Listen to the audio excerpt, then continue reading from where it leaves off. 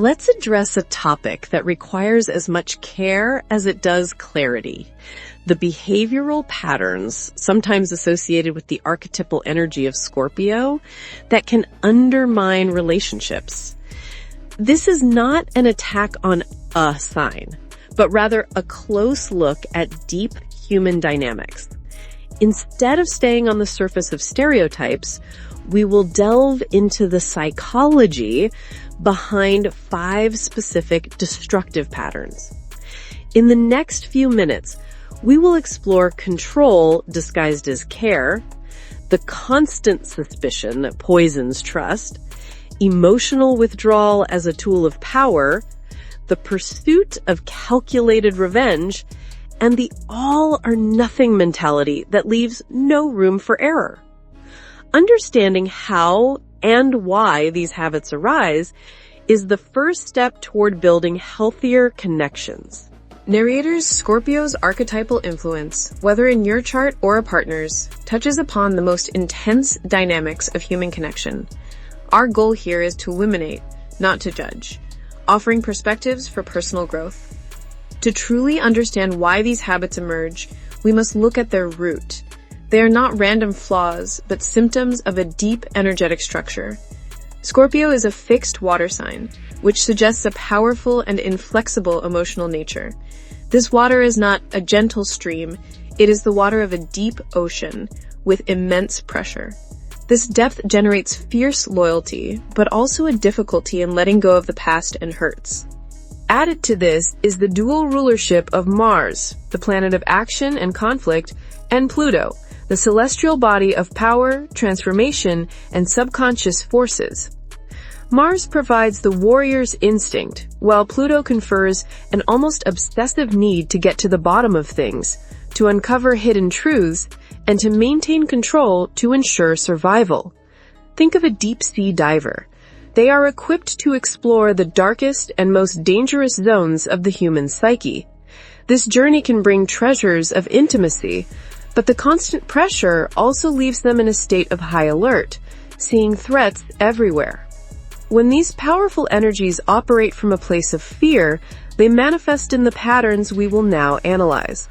The first pattern is the need for control, which often masks itself as care or protection. This isn't about knowing your schedule. It's a subtle attempt to manage your world, from your friendships to your decisions, to mitigate the fear of the other's unpredictable will. A classic example is the loyalty test. Driven by an internal suspicion, the person might create a scenario to measure your faithfulness, whether through strategic questions about friends or by monitoring your online activity. The goal is to feel secure, but the result is the introduction of the poison of distrust into the relationship. The antidote to this behavior is the conscious choice of vulnerability. Instead of creating tests, the healthier path is to learn to communicate fears directly. "I feel insecure when I don't hear from you," is infinitely more constructive than a silent trap. This leads us directly to the second habit, a reflexive and often unjustified suspicion about the motivations of others. Because they have an acute awareness of the darker aspects of human nature, they may project that awareness onto their partner, assuming hidden agendas.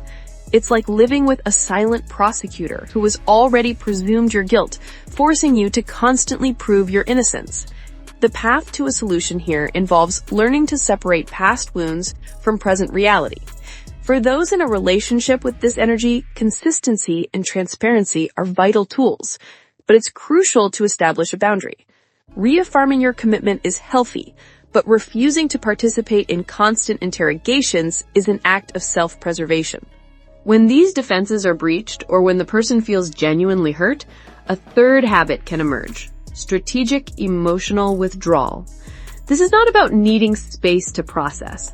It is the conscious shutting down of affection, communication, and intimacy as a form of punishment and to regain power. It's that cutting silence after an argument, where you feel that love has been turned off like a switch.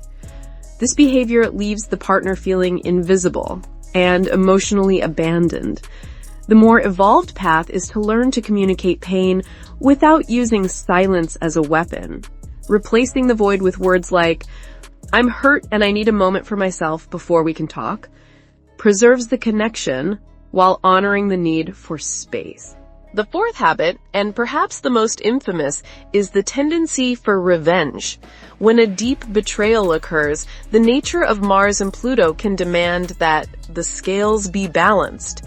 It is usually not an impulsive act of anger, but a cold, calculated response.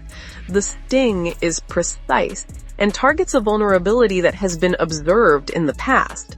While it may feel like an act of justice, it often inflicts irreparable damage. The true evolution here is to understand that genuine power lies in release and forgiveness, not in retaliation. Healing involves recognizing that continuing to hold on to the poison to use against another ends up poisoning oneself most of all. Finally, we find the fifth habit, the all-or-nothing mentality. For this energy, relationships exist in extremes. It's either a total fusion of souls or it's a complete severance. There is little room for gray areas, for forgiving moderate offenses, or for a gradual disconnection. This black and white thinking creates immense pressure, where a single mistake can feel like a catastrophic failure. A single crack can make it feel like the entire foundation is about to crumble, leading to abrupt endings without a real opportunity for repair. The antidote is the difficult practice of embracing nuance. It involves the conscious work of accepting imperfection, both in oneself and in the partner, and understanding that repair is a fundamental part of any lasting bond. It is crucial to understand that changing these deep-rooted patterns does not happen overnight. They are survival strategies developed over a lifetime. Progress will not be linear. There will be progress and setbacks. Patience and compassion for both yourself and the other are absolutely necessary. This analysis is intended to promote understanding, not to be used as a weapon in arguments. The real value comes from introspection. Therefore, I invite you to share a perspective in the comments. Beyond these 5 habits, what subtle trait associated with this energy do you believe has the greatest impact on relationships, for better or for worse? Let's create a constructive dialogue. Ultimately, the goal of examining these patterns is not to condemn the archetype, but to honor its complexity. Within these very challenges lies its greatest potential, the power to transform poison into medicine. By facing these shadows with courage and awareness, this intense energy can be channeled away from destruction and toward the creation of the deepest, most resilient, and unbreakable bonds imaginable.